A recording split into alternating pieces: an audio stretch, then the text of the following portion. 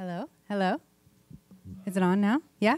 Oh, right, it's just for recording. So hello, everyone. My name is Madeline Claire Ellish, research lead for the AI on the Ground initiative here at Data and Society.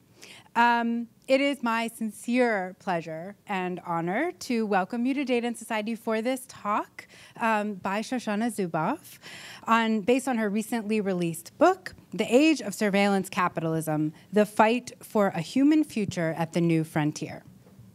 But before we begin, I'm curious, how many of you have been to Data and Society before?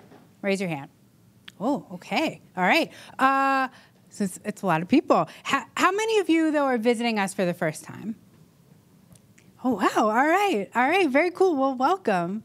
For those of you who don't know us yet, or you're just beginning to know us, we are an independent, nonprofit research institute focused on the social and cultural issues arising from data-centric technological development. Right now, our researchers are looking at a range of issues, from health and data to the future of labor to disinformation, AI, algorithmic accountability, lots of things to talk about. And if you're here today, you belong in our network. It's sort of like the why. Their phrase is, you already belong, you just haven't joined yet. So we're like the why, ideally. So if you'd like to sign up for future talks and events, please go chat with our network engagement lead, Audrey. Where is Audrey? I think Audrey is still actually in an interview, but we will... We are growing our staff rapidly. So she will be, I will point her out at the end of the talk, but go talk to Audrey. You can also stay engaged with us on social media. Our Twitter handle is @DataandSociety. Tonight's hashtag is #Databites, BITES. And our website is datasociety.net. Just briefly, a few other housekeeping notes. Bathrooms are behind you. The red lockers are on your left. If you turn left and left again, you will get to the bathrooms. Our talk is being live streamed tonight and will be available to watch afterwards. Two other important notes. One is an accessibility note. If you feel at any point during the talk, which I hope you will, if you feel inclined to clap, actually please snap or use jazz hands to demonstrate enthusiasm. So lots of jazz hands. Books, also lots of books. We have books. Buy from independent booksellers. We have Adam from Books on Call in New York, who has copies of the books for sale. Shoshana will also be signing some of those books after. So buy books. They're fun. So with that out of the way, just have to read this so I don't forget anything. I would now like to turn it over to Shoshana, whose career has been devoted to the study of the rise of the digital, its individual, organizational, and social consequences, and its relationships to the history and future of capitalism since she began in 1978, before many realized... But she was writing about this before many realized how important these issues would become. Her work is just seminal in this field. She was one of the first tenured women at Harvard Business School, joining in 1981. She was the Charles Edward Wilson Professor of Business Administration. In 2004 and 2015, she was a faculty associate at the Berkman Center for Internet and Society at Harvard Law School. She also founded and led the executive education program, Odyssey School for the Second Half of Life. Please help me welcome Shoshana Zuboff. Do I get that? Yeah. Thank you. How's that tone? Good tone? All right, so we're going to start off with some audience participation. First thing I need is a scribe. Will somebody volunteer to write down a few key words in the next 5 minutes? Yes, sir. Yes? What's your name? Kasha. Kasha? Yeah. Okay, Kasha. Thank you so much. Kasha, I'm going to ask a question. People are going to answer it. And then if you could just write down their answers, that would be fantastic. Okay. So, you know, this book was published here January 15th, and then a couple weeks later in England. And I've been in 5 cities, 3 countries in the last 5 weeks, talking to groups of people.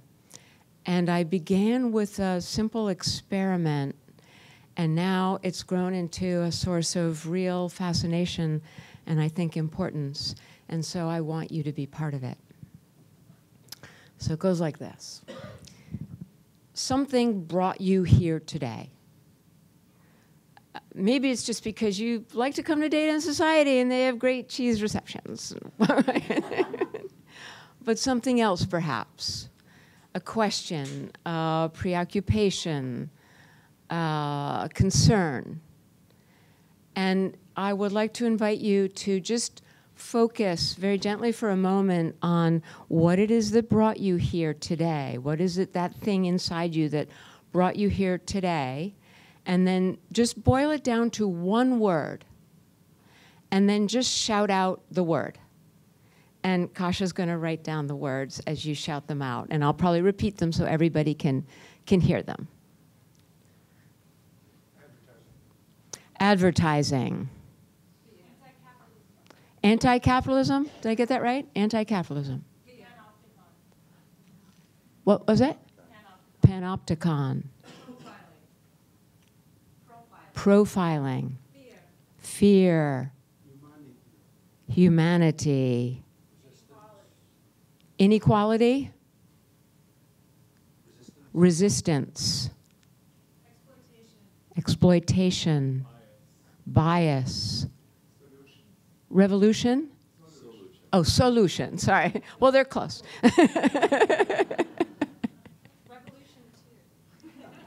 Revolution 2. Okay, we need both, Kasha. We need revolution and solution. What else? Determinism. Sovereignty. Manipulation. Democracy. Thank you, Doc. Dignity. Autonomy. I was just making a couple of notes from a meeting the other night. Just writing, because I wasn't smart enough to ask someone like Kasha to write down, so I was trying to write as people were talking. Agency, rebellion, revolution, fear, anxiety, manipulation, control, identity, freedom, resistance, power, democracy, law. This was from an evening in London a few nights ago. And I have almost an identical list from several evenings in Brussels, other evenings in London and in Cambridge, and then also New York, Washington, Boston. The same words every time, the same words. So I've been thinking about this a lot and trying to understand, what does this mean, the same words. And I think it means something deeper than what meets the eye. Because we're all gathered here together, you know, and obviously it's not a random group. It's people who are interested in this topic. I get that. But there's no sort of category that binds us. There's no category that unites us. When we think about capitalism in the 19th and 20th centuries, you know, the titanic struggles of those eras, of that industrial era, was the struggle between capital and labor. and the power of capital bore down on us as workers, as employees, in our economic roles, in the economic domain, in factories, in offices. Something different is happening now. The titanic struggles of capital today have washed over the walls of the factories and the offices, at least those that are left. They've surpassed the economic domain.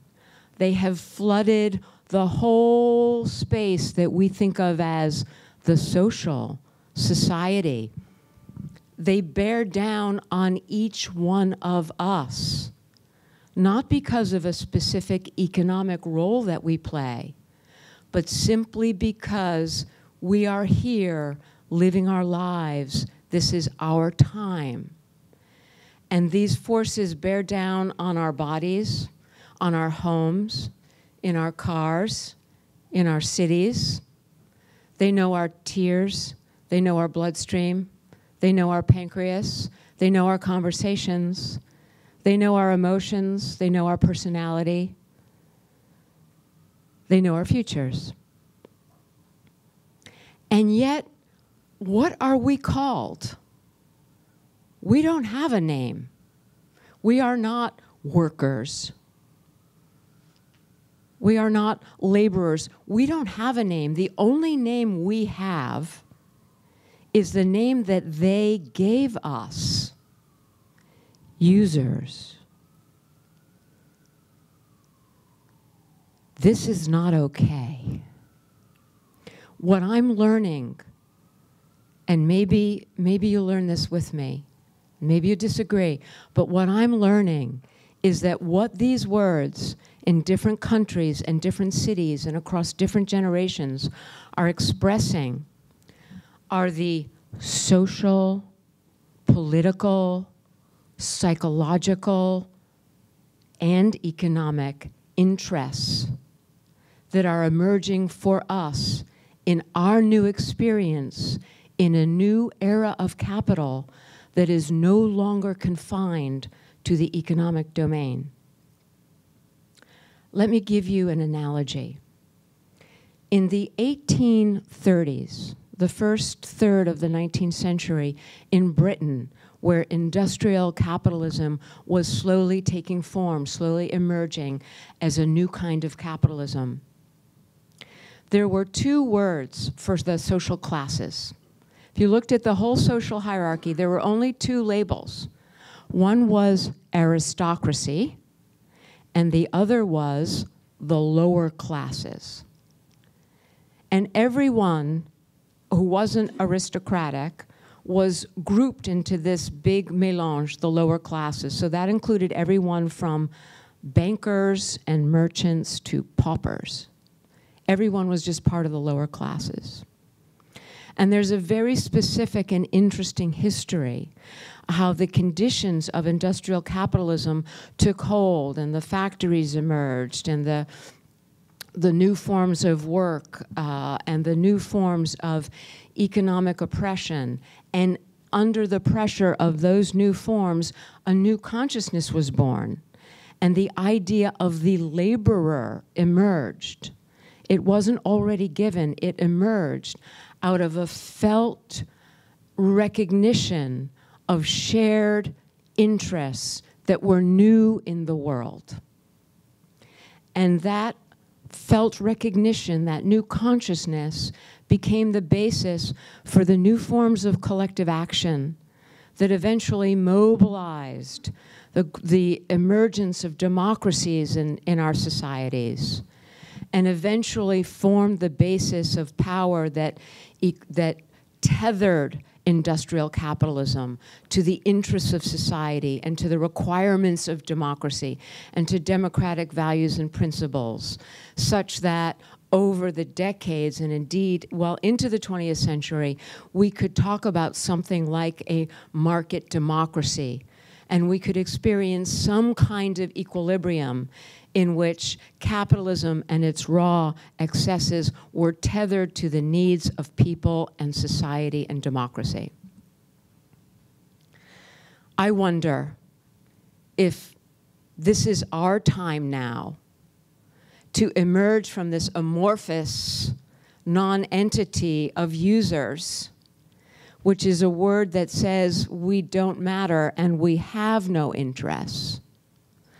As we, through these words, anxiety, manipulation, control, freedom, democracy, resistance, rebellion, solution, as we begin to identify our true interests, and through that discover the new forms of collective action.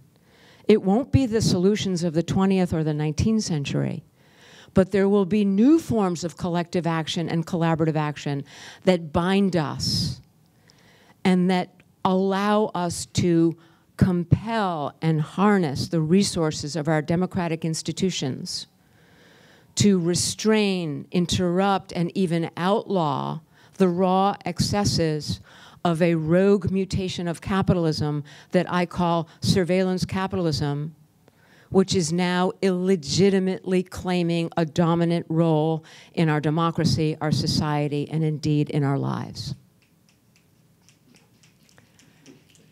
Okay, I guess that's good. I don't know, how loud is it supposed to be for it to be really good? All right, so I'm going to say a couple of words just sort of introducing the basics of surveillance capitalism, a little surveillance capitalism 101, because y'all want to be ready for the quiz, right? That comes before the wine and cheese. So, and so I'm going to do a little bit of that. I also have a tiny little plan that I hope to implement. Just a couple of short paragraphs from my book that I want to read to you before we go wide. And then we're going to, I know Madeline has some questions, and we're going to entertain questions from everybody. And how far are we? Are we at 15 yet? Oh, we're at 20? Oh, 2 more minutes to be 15. Okay. All right, well, let's see how we do. So I'm just going to do a couple of little definitions about surveillance capitalism. Is there anybody in the room who's actually read the book yet? All right, I'm glad I brought the gold stars. Very good. Well, you know, people say, 700-page book. It's really not 700 pages. That's just what it says on the Amazon page, you know, because they count every single page. It's actually 524 pages plus 1 paragraph. So that's a long weekend, folks. You know, in fact, there's a long weekend coming up, I think. So it's not so long. I define surveillance capitalism this way. Surveillance capitalism departs in many respects from the history of market capitalism. But in this respect, it mirrors that history. People have long discussed the way in which capitalism evolves by claiming things that have their own life outside of the market dynamic and bringing them into the market dynamic so that they can be turned into commodities for sale and purchase. So famously, for example, industrial capitalism claimed nature. Nature lives its own life, the forests and the meadows and the waters and the rivers and the oceans and so forth, the mountains, its own life. Now claimed by industrial capitalism for the market dynamic to be reborn as real estate, as land, to be sold and purchased. Famously, industrial capitalism claimed work, the kinds of things that people did in their fields, in their cottages, in their homes, in their gardens, claimed that for the market dynamic to be reborn as labor, labor that could have a price attached to it, wage labor, to be sold and purchased. Surveillance capitalism follows in this tradition by claiming private human experience as a source of free, raw material for subordination to the market dynamic, where it is reborn as behavioral data. These behavioral data are then combined with world historic computational capabilities that we generally refer to as things like machine intelligence, machine learning, artificial intelligence.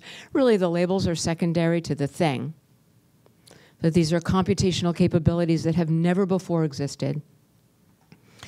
And the combination of behavioral data and world historic computational capabilities are aimed at one goal, and that is to produce predictions of human behavior. What we will do now, soon, and later. And these predictions, think of them as prediction products. These predictions are then sold in a new kind of marketplace in which business customers, not us, business customers have an interest in betting on our future. And it is business customers who are now vying to lay their bets on these predictions, to purchase these prediction products, to know our futures. So these are markets in behavioral futures, just like we have markets in pork belly futures and oil futures. These are markets in behavioral futures, which is why I call them behavioral futures markets. Now, this may seem sort of weird and science fiction-y and whatever, but really it's just a tiny stroke of the dial of abstraction on what has become commonplace in our lives. And that starts with online targeted advertising. These online targeted advertising markets, well, let me roll back one sentence by saying this logic was pretty much invented at Google, like with mass production pieces. There were elements of it that were out and about, but it really all came together at Google in 2001 under the heat of financial emergency and the dot-com bubble bursting. In the same way that mass production, elements of that had been around in, you know, the armories and the Singer sewing machine and various things, but really all came together at the Ford Motor Company at a certain place in time under the heat of Ford's own financial emergency, having gone bankrupt twice and now really trying to make it work the third time. So when we think about what was invented there, I'm not going to go into all the details because it'll just run through too much time.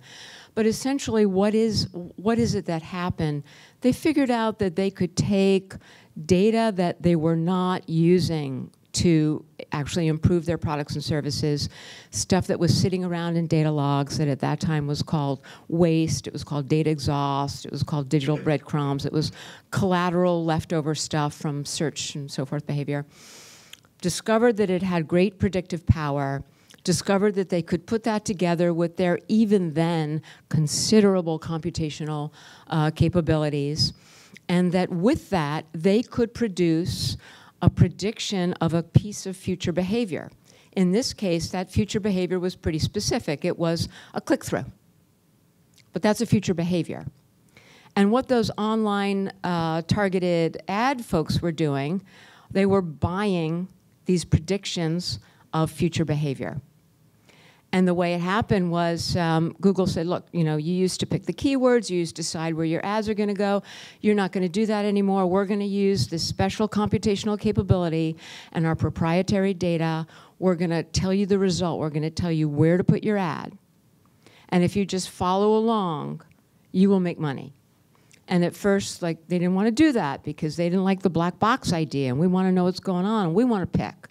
But eventually, they agreed, and they went with the black box, and they picked the computational result, the prediction product that came out of these analyses, and lo and behold, they made money, and Google made money.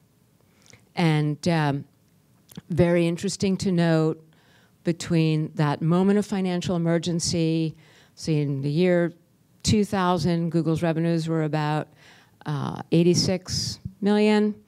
When it IPO'd in 2004, and the fruit of these activities first became known to the world we saw that their revenue line increased by 3,590%. So you're standing over here. So that's a curve that goes like this. That's on the strength of a new economic logic that depended upon the social relations of the one-way mirror. Because they quickly understood that in order to find these very predictive data, they not only could scrape them from their data logs, but they could go hunt them in all kinds of online environments. And they were very explicit about seeing that they could hunt and take outside of people's awareness, because they knew even then that asking would not be a profitable undertaking. So from the start, all of these constant, the taking of private experience for translation into data had to be secret. It was designed to keep us, users, in ignorance. And over the years, that has proved to be extremely successful, that our ignorance has been their bliss. Ergo, surveillance capitalism. All right, so that's a little bit of an introduction. There's so much more to say, but I thought maybe I would just read you a couple of short graphs just to give you some personal, kind of personal take I have on this and set the stage, and then we'll go with our questions, and hopefully with that we'll be able to elaborate more and more pieces of this, including getting into the interface with democracy and what does all this mean for our democracy. Sound okay? All right. Adam, I need to borrow a book if I'm going to read this. And let's see, I may need to, yeah, can I put this on the mic stand for a sec? Oh, the mic stand's right behind me. Okay. I think I've got it. Here we go. So, but I'll probably make a pills of how to do it, so you do it.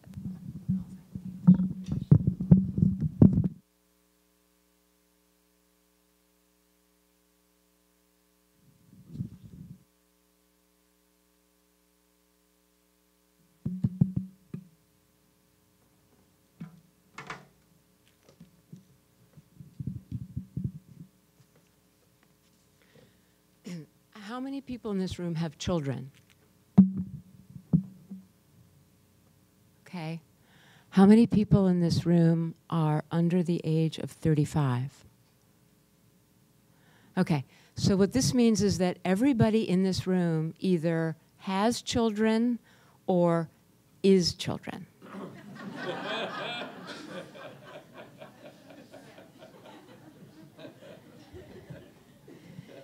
And this is really important because I spent 7 years literally locked away writing this book. And the thing that really guided me on this was my feeling for my children's future. My son is in the back. I'm so proud my son is here with me today, Jake Maxman, my pride and joy. My kids don't always get to come to these events, but it makes me so happy when they can. Seeing into my children's future and being afraid of what I saw, that was a real big motivator for me. But of course, I'm not naturally a selfish person, so it's a very quick step from there to be worried about everybody's children, and all the young people that I know and all the young people that I meet. So these are 2 paragraphs that I wrote for my children and all the young people that I meet when I'm teaching, when I'm on the road. And these are things that I want either you to know to tell your children, or if you are one of the children in the room, I want you to know this in your heart. And that's why I'm reading this right now. So this is way at the end of the book, page 521 to be specific. You set me up. Tell me where I should be. Right there? Okay.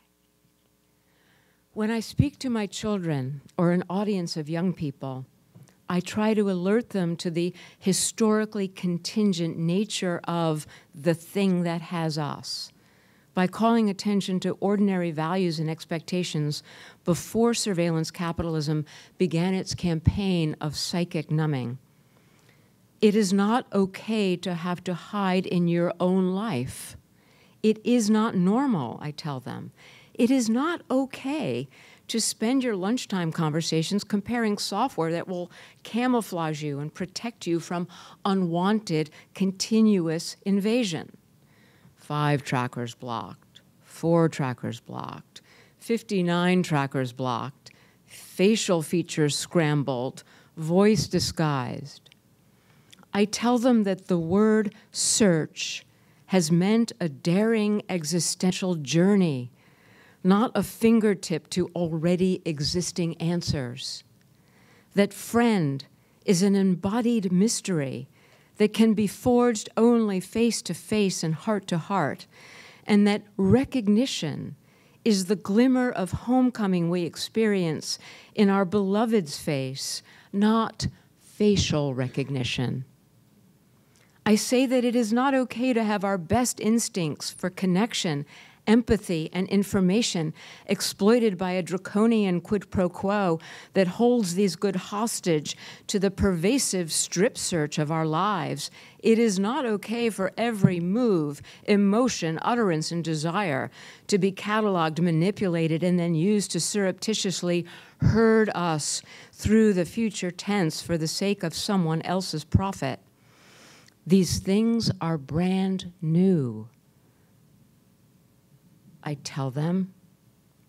They are unprecedented. You should not take them for granted because they are not okay. If democracy is to be replenished in the coming decades, it is up to us to rekindle the sense of outrage and loss over what is being taken from us. In this, I do not mean only our personal information. What is at stake here is the human expectation of sovereignty over one's own life and authorship of one's own experience. What is at stake is the inward experience from which we form the will to will and the public spaces to act on that will. What is at stake is the dominant principle of social ordering in an information civilization and our rights as individuals and societies to answer the questions, who knows, who decides, who decides, who decides.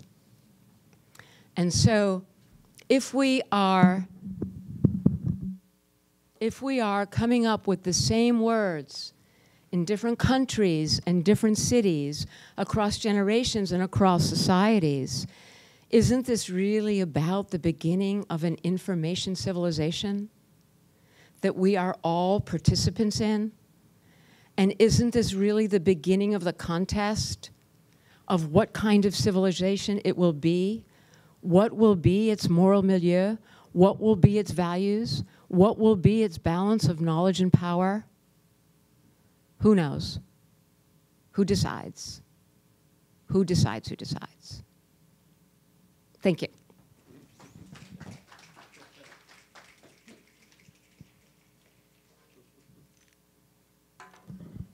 you so much, Shoshana. So I have a whole page of questions that I'm just dying to ask.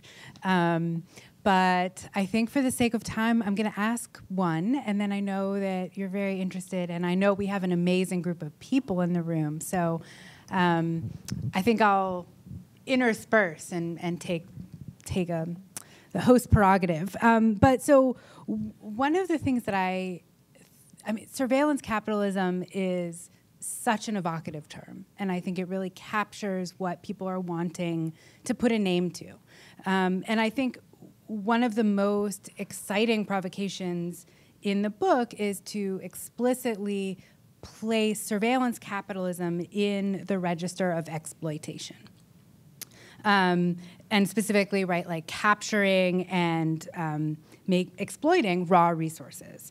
And then the lopsided accumulation of wealth that proceeds. And so James Bridle, as we were talking, in his review of your book, actually referred to this dynamic and this move, quote unquote, of such audacity that it bears comparison to the enclosure of the commons or colonial conquests. The tech giants unilaterally declared that these previously untapped resources were theirs for the taking. And I'm really struck by that framing because I think that there's this really accurate and compelling parallel between surveillance capitalism and previous colonial encounters that in fact underpinned a lot of the sort of previous industrial possibilities that unfolded in Europe. And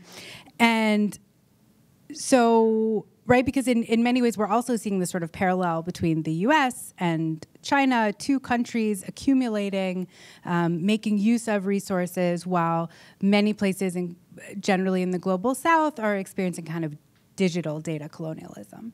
And I think that this is sort of brought out in your book, and so I'm wondering if you could talk a bit about how surveillance capitalism might be a way to help us think about a global economy and the global distribution of resources that is at stake. Can you ask a more challenging question? Okay, let's get right down to everything. All right. So, yes, I mean, in the book, I explicitly explore the analogy of the Spanish conquest, which has so many analogous elements to this. But in general, the Spanish conquest is often regarded by historians as a kind of template of the conquest pattern, the sort of archetype of the conquest pattern, where there's a unilateral taking right down to the notice and consent requirements. The Spanish court had its lawyers developed an edict called the requerimiento, and so these guys, in their brocade and armor and their heavy beards and weaponry would go sneaking through the jungles, the Caribe jungles in the night, and come upon a village. And the whole idea was to make this a legal taking. They had to read the edict of the requerimiento, and then they had to get people's agreement. Mm-hmm. And if people disagreed, then they were free to murder and slaughter and burn. The thing is, of course, the edict was written in Spanish, read to indigenous peoples who had never before seen Spaniards, let alone heard Spanish.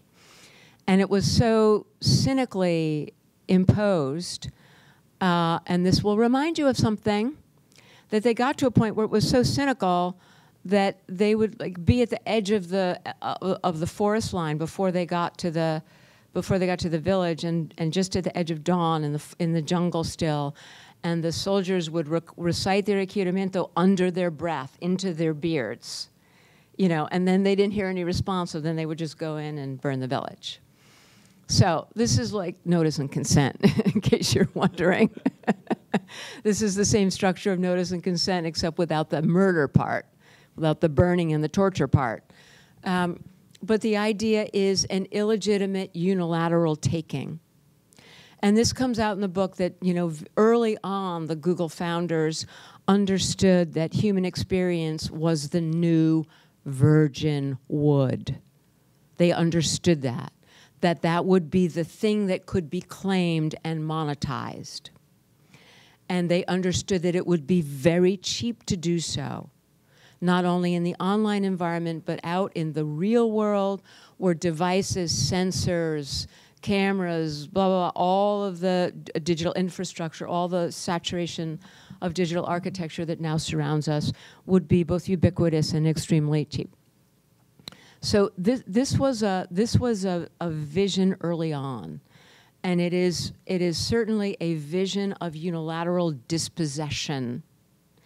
And I write about the many dispossession strategies that were honed over time, including when they were challenged, which is something that's going on right now with Facebook. And we're seeing what I call the stages of the dispossession cycle unfold, incursion, habituation, adaptation, redirection, stages that they go through to cope with the how to institutionalize the dispossession and how to demobilize the resistance that is offered to it, as is being offered now. Like, okay, no more pictures of self-harm on Instagram, you know, adaptation. Anyway, it's all there. So when it comes to surveillance capitalism, to get into your global exploitation, I've tried to isolate some of the economic imperatives at work here, because in order for prediction, so competition in surveillance capitalism revolves around predicting the future. So surveillance capitalists are competing on who's got the best predictions. The best predictions approximate observation, right? I mean, the best prediction is one that is just like actually seeing the thing. You don't have to predict it, it's happening. So these imperatives have become more dynamic and more pernicious over the last 2 decades. Economies of scale, we need a lot of behavioral data, a lot of these surplus data to make good predictions. Economies of scope, we need different qualities of data. Now it's got to come from your emotions, from your face, from your voice, from where you run, from where you shop, from what you do in the city, from how you look for a parking space. And then ultimately from what I call economies of action. Economies of action means the very best, the choicest predictive data comes from actually intervening in the state of play and tuning behavior, herding behavior, shunting, manipulating behavior so that it moves in the direction of the outcomes that are aligned with our commercial objectives. And I write about Pokemon Go, for example, as an experimental dry run at population level herding. The skills of herding populations in ways that are strictly maintained to bypass the awareness of individuals in order to nevertheless herd them along the lines and toward the spaces and places where guaranteed commercial outcomes will be fulfilled. And that is in the case of Pokemon Go, the establishments, the restaurants, the pizza joints, the bars, the service stations, blah, blah, blah, who paid Pokemon Go, the McDonald's franchises, who paid Pokemon Go, Niantic Labs, Google incubated, as you all know probably, paid Niantic Labs for footfall in exactly the same way that online targeted advertisers pay Google and Facebook and others for what? For click-through rates. So footfall in the real world is click-through in the online world. And it's the same, now taking the same, right. So I'm getting to the big question here. So what is this all saying? In order to move toward the best predictions, the impetus is always toward totality. There are no boundaries. It's not like, oh, we want this group and not that group, or we want this country and not that country, or we want these data and not those data. Ultimately, the digital architecture over which we have all poured so much effort, into which we have placed so much hope, into which we have placed our dreams for an empowering and a democratizing information civilization. This digital architecture, which I call not Big Brother, but Big Other, because it doesn't really care about us at all. It really doesn't care who you are or what you do. It doesn't care if you are happy or sad. It doesn't care if you are alt-right or alt-left. It really does not give a toss about you. All it cares about is that whoever you are and whatever you do it in a way that it can get the data. This is what I call radical indifference. There is a economic compulsion toward totality of data. And this is what pushes it first from online to offline, across the offline, deep into our personalities, across our activities. And then across our homes, our cars, our cities, our regions, our countries, our societies, and our world. There are no boundaries to totality. The more behavioral data, the more prediction, the better the prediction, the more lucrative, the more powerful these behavioral futures markets. Can I just end with one little picture? I did this really fun little TV show.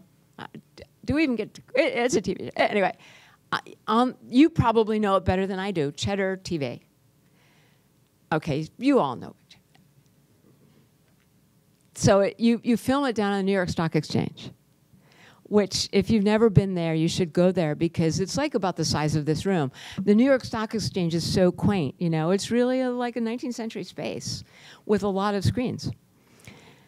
But it was so easy to sit there and imagine the whole stock exchange being trading behavioral futures. And I could easily imagine, okay, so here you got your traders that specializes in tranches of individuals. Like individuals who love to run or individuals who buy hemp or whatever. You know, tranches of individuals. And then you've got your, your traders who specialize in cities, and your traders who specialize in regions, and your traders who specialize in populations and global population, right? Because now we're getting into democracy. Because now, as we're talking about global populations and where they're going and what they're doing and how we herd and tune them to aim to get to where it's going to pay off, that's where we're replacing democracy with computation and aiming toward totality. So these are the things that are evoked in me as part of the answer to your question. There are no boundaries. They need everything. I'm generally a very dark and critical person, but I have to ask this question, which is, are there any possibilities for sites of resistance precisely because turning something into a resource means, can it be claimed by someone else? Like prediction works only insofar as it is correct. Are there ways to throw a wrench into the wheels? Is there a way to like a research project by a former fellow here, Surya Matu, who Antigua Brain. I'm not sure if it was a co. It was co. Someone tell me. Anyways, we'll say it was co. We'll say it was co. It was a way to trick Fitbits. Yeah. Right? So like you put it on a metronome and it like tricks Fitbits into thinking that you're moving, but you're actually not. It's just on a Fitbit. So are there sites of resistance, or is it just really we're just... Okay, well, this is why I read those paragraphs. Because I want us to go bigger.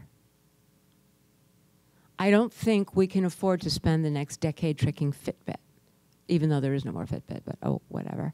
Maybe we tricked it into self-annihilation. Look, the things that I've laid out to you, yeah, I get it, they sound dark. I don't feel dark about this at all. I feel super optimistic about this, and I'll tell you why. Surveillance capitalism has imposed a couple of major category errors on our thinking as part of the propaganda. One category error is that this is all about digital technology, and this is the way digital technology works. These are the consequences of digital technology. Get used to it. You try to stand up to it, you're labeled as anti-progress, they pull out the Luddite word, and so on and so forth. That is baloney. Forget about that. This has nothing to do with digital technology. Lots of examples in the book. In that window before surveillance capitalism was invented and spread and institutionalized, people were doing smart homes and people were doing telemedicine, and they were doing it with a simple closed loop. You got your devices, you got your data, you got your occupant of the home, you got your patient. That's all. and you figure out how to monetize it in those terms. That's empowering, that's democratizing, that's the digital, that's all the stuff we ever wanted. These guys found, as the crow flies to monetization when they figured out this economic logic of surveillance capitalism. And once they figured it out, they upped the ante and everyone went there. Everyone went for that 3,590%. And so the whole thing got distorted. But this has nothing to do with the digital. This is a specific economic logic invented in a time and place by specific people that hijack the digital to an insanely lucrative economic project. Now, I consider this very good news. Why? Because it is really hard to get out in front of an entire technological structural transformation. But it is not insanely hard to get out in front of a rogue, raw, destructive capitalism that has been able to root and flourish for 2 decades wholly unimpeded or nearly unimpeded by law. We ended the Gilded Age. The Gilded Age and the Gilded Age, the great, we call them now robber barons in retrospect for good reason. But at the time, they were just like really rich, smart people, smarter than us, we thought. And at the time, they said, we don't need any law, we have enough law. We have the law of supply and demand, and we have the law of survival of the fittest. So screw law, we don't want your law. Law is an absence of freedom, they said. Our surveillance capitalists say the same thing. We don't want law. Law will mean an absence of freedom. Law will disturb and kill innovation. We don't want law. But we ended the Gilded Age because in those days, people discovered their shared economic interests. They formed into new kinds of institutions of collective action. They demanded the resources of their democratic institutions. And ultimately, it was years and decades, but ultimately we had law, we had regulatory regimes, and the Gilded Age did end. We used these same mechanisms in the Depression, we used these same mechanisms in the post-war era. We know how to name and tame raw capitalism and tether it to the interests of democracy and people. We did it before, we can do it again. I had a revelation the other day at a book signing, at a really cool event like this in London. And a book signing, and a young woman, beautiful young woman like you, she comes up and she wants me to sign her book, but she's feeling really kind of like depressed. Like, I've depressed her. Like, how are we going to fight this? And democracy, and is democracy lost? And she's talking to me about democracy, and all of a sudden the light went off in my head. So I can't make this mistake twice. So I realized that she was thinking of democracy like a boulder, like a mountain. And it's there when you're born, and it's there when you die, and it is immutable and immovable as democracy. But I said to her, that's not what democracy is. Democracy is like, you know, in the 19th century when kids didn't have toys, they would get these big hoops, you know, and the idea was you roll the hoop, and then you got to run after it, and it begins to wobble at a certain point. And the whole game is that you catch up to it before it wobbles and falls over. And you got to keep it up, and you got to keep the momentum going. That's the game. You've always got to be there by its side to keep it rolling. That's what democracy is. Democracy is the hoop. And we send it out there with our momentum, but then we got to run after it. And it's going to wobble, and we got to get there before it falls over, and we got to make sure that it keeps going. That's what democracy is. So it's not like, well, one generation did it, and then we all sit back and take pictures. We've all got to do it. That is our work now. That is our work now. So we've got collective action. We've got collective action summoning the resources of our democratic institutions. We've got opportunities for new competitive solutions. Because you ask anybody, there's a reason why all of this stuff is designed to keep us ignorant, because nobody wants anything to do with it. A huge opportunity for competitive solutions that actually reconnect us with the digital and put us on the track to a different trajectory to the future, the one we wanted in the first place. We've got opportunities for new kind of tech that actually help us do what we want to do. So there are all kinds of pieces in this solution space that are historic, our work now. Yes, I know, right? I can't snap with my left hand. Speaking of rolling along, yes, no, we've run out of time. So maybe we could take a couple of questions, and then Shoshana, maybe you could respond to those which you feel inclined to respond to. And thank you, Rigo, for helping us out. Please keep your question to a question, not a statement. And we're just going to take them one at a time, and then you can address them. So right up here in the front. I'm going to be very short. And please just state your name. Doc Searles. Have any alpha surveillance capitalists come to you and said, oh my God, you got it right. We're going to revise all this thing? No.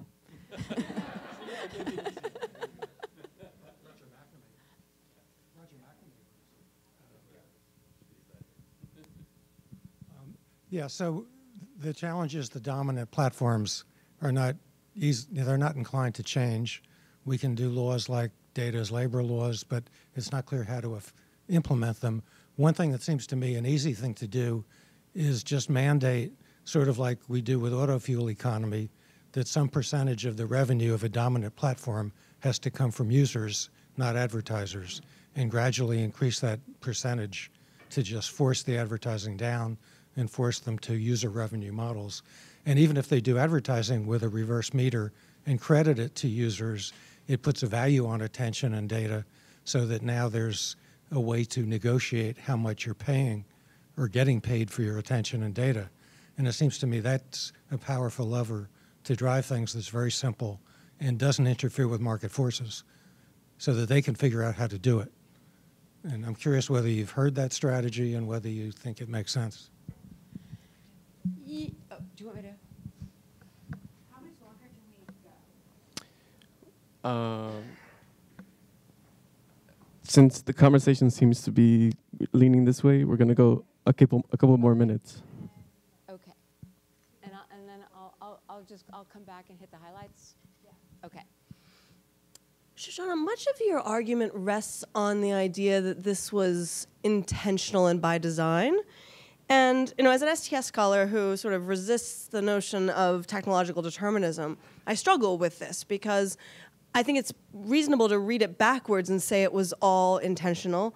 But I think experience, empirical evidence, and a lot of STS critique would say that most of these things occur through a set of other kinds of conditions. So if I'm thinking about Charles Perrault or Diane Vaughan, many of the most egregious kinds of accidents that emerge in our environment occur because of a lot of locally minimal, rational decisions, right? So folks at the center making decisions, thoughtful decisions, often starting from a good place.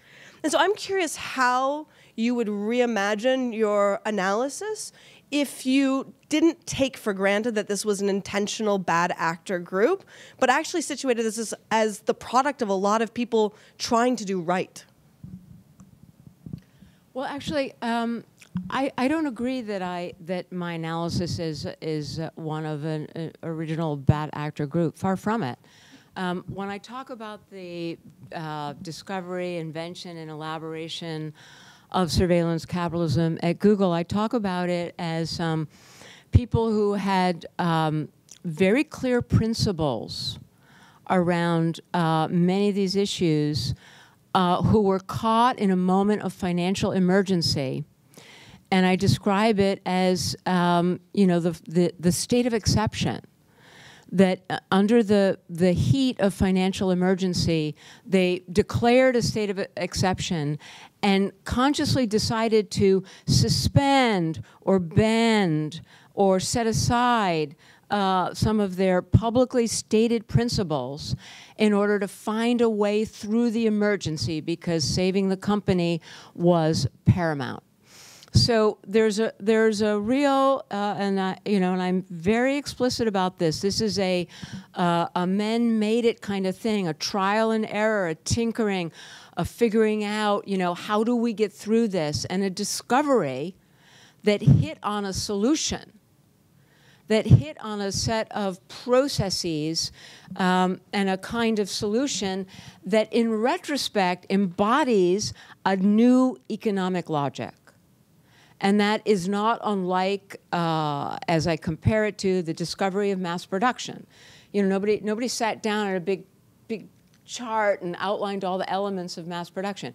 It was trial and error. Elements were added, elements were taken away, things were changed, things were tried, there was experimentation. But ultimately, something cohered and came together, and that was institutionalized. And so it was when they discovered the huge increase in revenue that was possible using these new methods, then the wagons, they circled the wagons here. And then things got institutionalized. And then there was a much more explicit intention about keeping these insights proprietary and working them out and using them for competitive advantage and keeping them secret, and also the need to keep them secret from the persons whose data were being unilaterally captured, so that people who had data in online spaces that they didn't know about, that was being folded into these surplus caches, that even the scientists were talking about, we know how to do this so that even data that people say they don't want to share, or even data that people do not share, we can either find it or we can deduce it. For a long time, scholars have talked about the privacy paradox and the idea that when we're exposed to these practices, we say we don't want to do them, we don't want anything to do with them, we want to be protected from them, but we keep behaving the same way, we keep participating in them. And this, I think, is not a privacy paradox, but rather a kind of no exit situation, a kind of market failure that has been created by the fact that we all want something different, but those alternatives have been slowly foreclosed as this has been institutionalized. So I don't see this as a conspiracy or a design, but ultimately, when they understood the financial stakes on the table, then yes, very specific and intentional design for user ignorance, right down to the write-ups in Nature and the scholarly write-ups about for example, the Facebook contagion experiments, where the researchers actually boasted, we now know we can cause behavioral change in the real world based on emotional contagion that we can perpetrate in the online world, and we can do it always evading users' awareness. Bypassing users' awareness is a critical success factor here. Ergo, the logic of surveillance, the social relations of the one-way mirror, which became essential. The version that you've just laid out, which is very compelling, is not historically accurate. I mean, I was at Google during this window. I know all the meetings that we had with EFF, with community stakeholders. I remember the details of why we had to stop sharing as the IPO was happening. Yes, I agree with you that many of these things have become deeply problematic. But even the story you've told of the emotional contagion story, that's not how that unfolded. And I think this is where I find it frustrating, and I really want to follow you. And I really want to believe in what you're arguing, because I believe in surveillance capitalism, an important thing. But I don't think you are depicting a lot of these moments in time with where they were at that time. Well,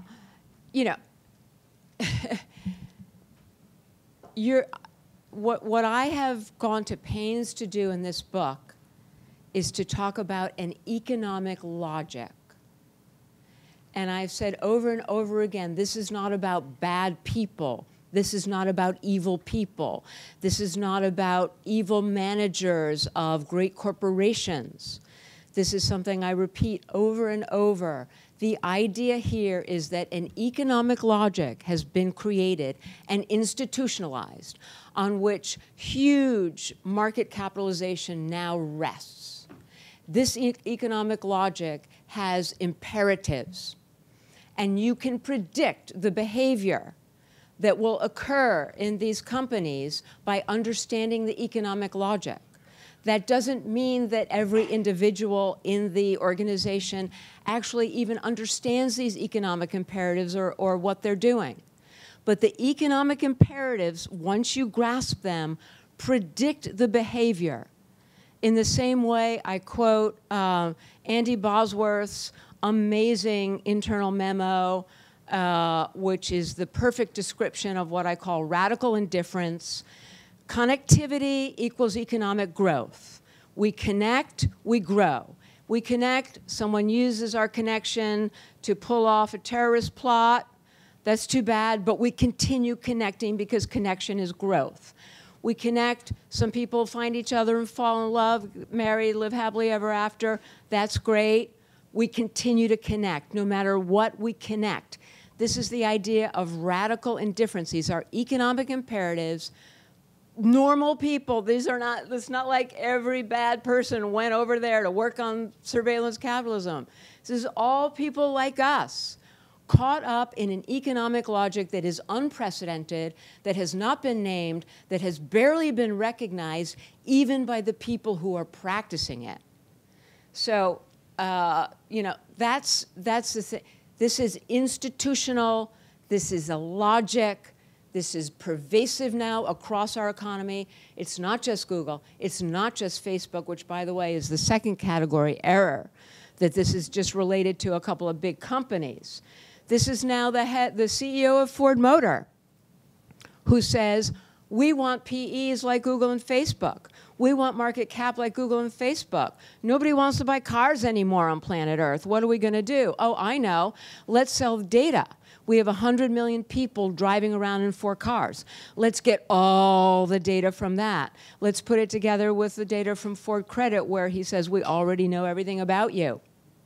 Then we're running with the big boys. We're up there. Who wouldn't want to source predictive data from Ford Motor? This is an economic logic, and it's transforming industry after industry. We see it in insurance. We see it in finance. We see it in health. We see it in education. This is not about a planet suddenly gone evil. This is about an economic logic. Like 15 minutes over time. It is just a testament to how compelling surveillance capitalism is that, you know, we could talk about this for the next, like, forever. Hopefully not forever, but certainly the next few hours. Luckily, we actually do have an hour and 45 minutes for which to talk amongst yourselves. Shoshana will be signing some books, have conversations with her. Don't forget to buy your books from your independent bookseller over there. One last thing. Again, thank you so much, Shoshana, for coming to have this conversation. Thank you so much. Thank you. It's been a pleasure. Thank you also to our amazing events team who organizes these events every week or every month. Also, thank you to all of you in advance, because we need your help to make this space a space where we can